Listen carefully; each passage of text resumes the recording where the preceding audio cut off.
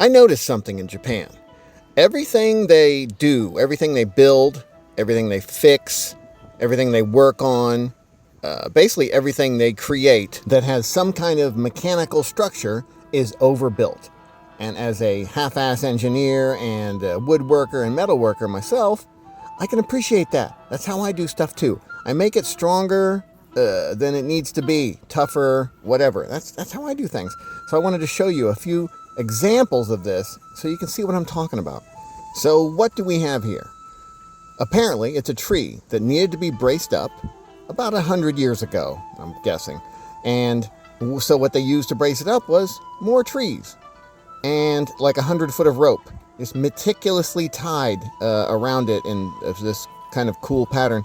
And it makes sure that the tree doesn't fall over. It's just a random tree in a park, man. I found this and I was like, I love how they do this stuff.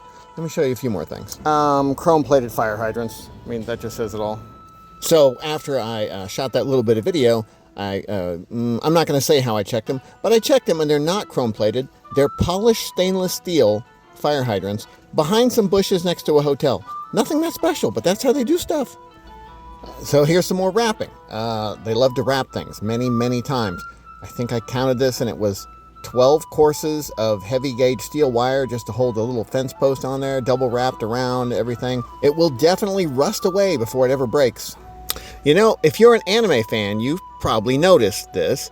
And if you're deep into that culture, I'm sure you've heard that this is sort of a trope that some anime artists or, movie makers are almost obsessed with power lines. They have power lines like all over the place. Well, that's because the power lines are all over the place and they're overbuilt and they're just like heavy duty and just they take up a lot of the sky when you look around in the cities in Japan. Let's play a game. We're going to play, is it real power lines or is it anime? You decide quickly before I tell you the answer. This one's real. Anime. And anime. Oh, this one's real. Got to tell you about this one in a few minutes. Pretty cool. I don't actually know. I found it online. I'm not even sure. These are definitely real. I was walking under these in this just small little neighborhood. Just like the size of these wires and lines. It's insane. Okay.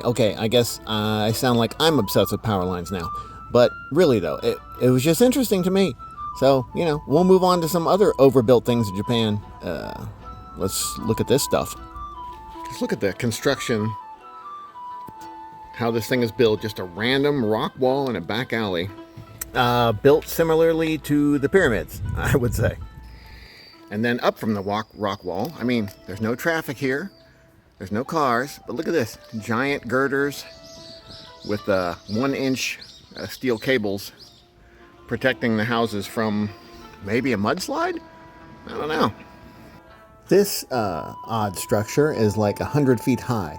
It's apparently an area of the mountainside that became loose and rocks were falling maybe or something, and then they decide to reinforce it with so much concrete you could have built a dam, but it looks like it's going to hold.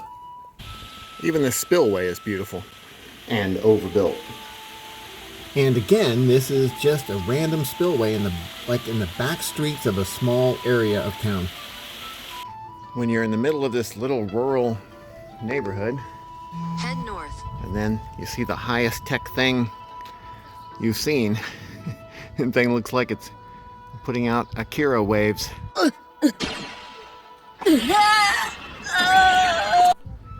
Like, I guess it's a cell phone tower. I'm not sure. Very cool. Right over this old stone wall. Now, admittedly, not everything in Japan is overbuilt. For example, this is a full-size trash truck there. And I was only about 6 or 8 inches shorter than the entire truck, and it was about the size of a US, SUV.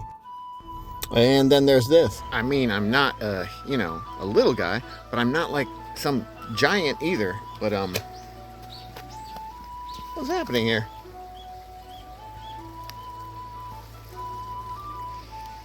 When Willy Wonka's place? What's going on? Now, some things the Japanese did get exactly the right size, as it turned out. Like in the late 60s, everyone was like, oh, look at their little tiny cars. But guess what? Everyone loved them. Everyone bought them. The Toyota Corolla, this is the 1971, did fantastic. And other cars in that smaller size were perfect. Everyone in America really loved them. And what about sushi? Sushi bites are like the perfect size. And when it comes to edge weapons, Japan was way ahead of its time. They built them basically perfect. They had just the right thickness, just the right sizes. They had the perfect edge geometry. They had this curve of the blade that nobody else had. They were hardening their steel before most people did. They had all these different sizes for every different occasion, basically. You had the Daito, which was really long and was, great for horseback fighting. The Tachi and the Katana were like these mid-sized fighting weapons. And the Shoto and the Tanto were both short. The Tanto is like this, basically a knife. It was like once they had this perfect design, this curved blade, this single edge, this angled tip, they just made it in every different size, and they were all perfect. And then however many hundreds of years later, if you were a cool teenage male in the 80s and you didn't have one of these samurai swords, man, you were not cool. You just thought you were. When I was a teenager, I was definitely into the mall ninja gear. I was reading the Soldier of Fortune magazine. I was reading the Mac Bolan books. I was getting throwing stars and stuff like that. And then, of course, I had a junky samurai sword with a loose guard. And it was probably a little bit too big for me. But this one here was like my favorite. It was like my prized possession weapon from the mall ninja store. Now, this may not look like it is the perfect size at the moment. Look at the handles a little on the small side. But if you imagine 12 or 13-year-old me having just ridden my bike all the way, wow, that grind is not the best, ridden my bike all the way to the Bill Jackson's outdoor store, which was in downtown St. Petersburg at the time. I don't think there is one there anymore. And they had all kinds of gear, knives, camping gear, and some hunting gear, equipment, firearms, stuff like that. And this just looked so damn cool. Just look at it. It looks so solid. It looks like a little grenade, I purchased this on eBay recently, and it's the same one that I had as a kid that got confiscated, taken away, something. Anyway, I kind of wasn't really supposed to have it, but just really felt great to me and looked just so badass. So when I was a kid, man, it was all about Mac Bolan and the Mercenaries and Rambo and all that stuff, man. Those were my cool things. The big Rambo knife was like a dream knife for me. And this boot knife, that's what they called it, a boot knife at the time. I think, let's see, am I doing this wrong? Oh, there we go. This sheath is pretty jacked up, but it was $60, $70 on eBay. And the really nice ones, if you can find them, they're like, $150, $200. It's like, no, I'll take a little bit of a beat up one. Even though mine was pristine at the time in 1981 or 2 or whatever the hell it was. I don't even remember. So these were, when these were made, Seki City, Japan. Now this one doesn't say Seki City, but a lot of Japanese knives at the time would say Seki City.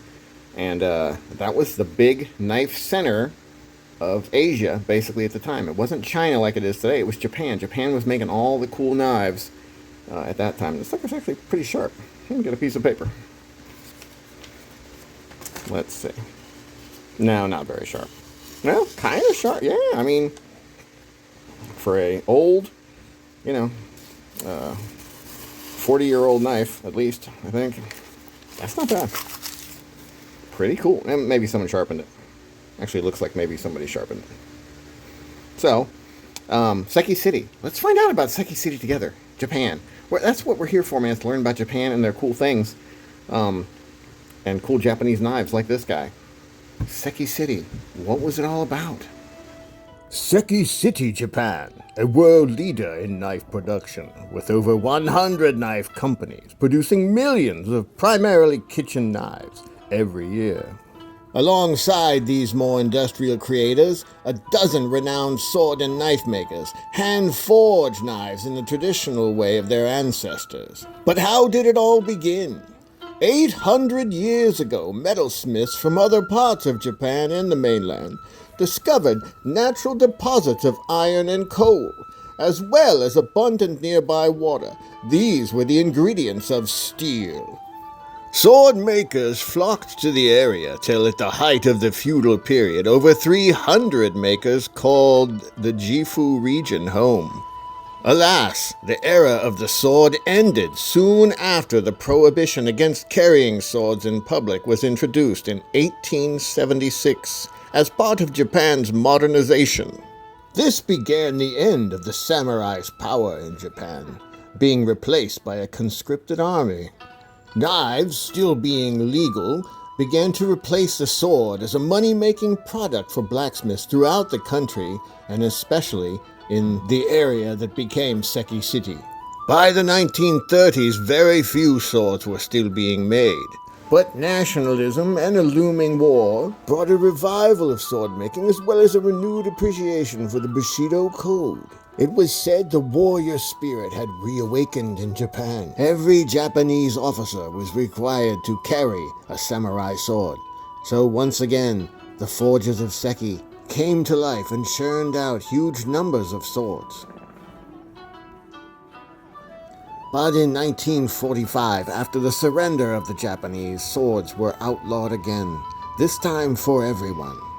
Through the 50s, Seki's factories created all sorts of cutting utensils. No, man, this is boring. Okay, listen. This is super boring. I'm going to stop doing this. So, Seki Japan, it's boring. They made swords for a while, and then they made knives, and then they stopped making swords, and then they went and did some other things. And yeah, that's Seki Japan used to make cool knives back in the 80s. Here's one now. So there you go. I don't know what we learned because at this moment, right now in this recording, I haven't learned it yet. So all I know is that this is a cool knife and I'm glad I have it. It's sort of a little memento of my youth, a reminder of interesting times where I would get into trouble for various things.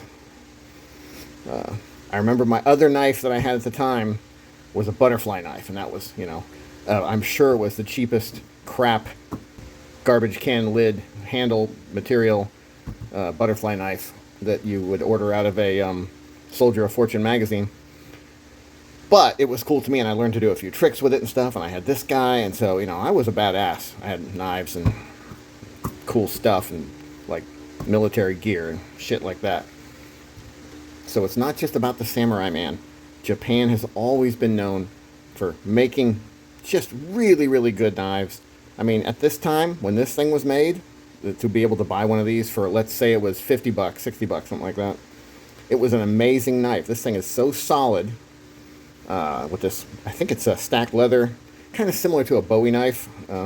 If you know, I didn't mean Bowie knife, I meant a K-bar. If you know the K-bar knives, this is my dad's CB can-do model. It has the stacked leather, very similar, so I think that's what they were going for. Using stacked leather and handles doesn't hold up super well, years and years later. This one was a bit loose, and I had to inject some epoxy in between this layer and the top because the leather was able to move around a little bit, but it's super tight now. And that's just because the leather gets dry and shrinks a little bit.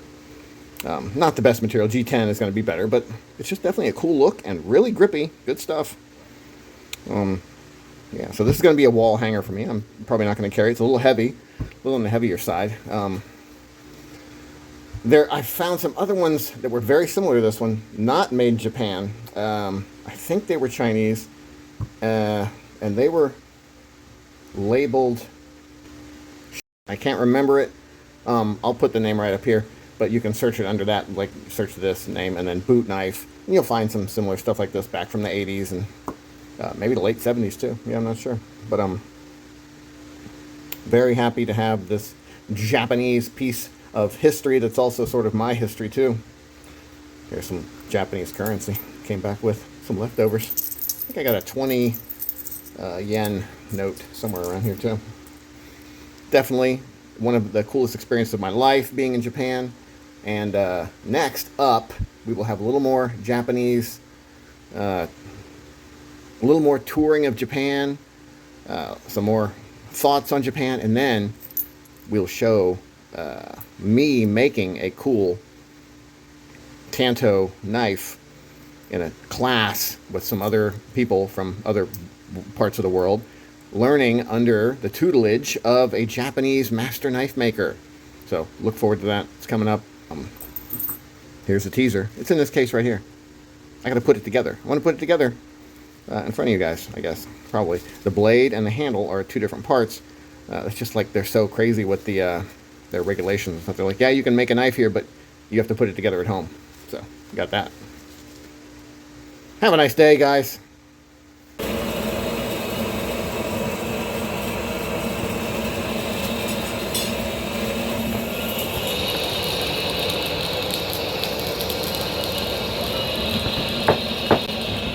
Heating up, getting ready.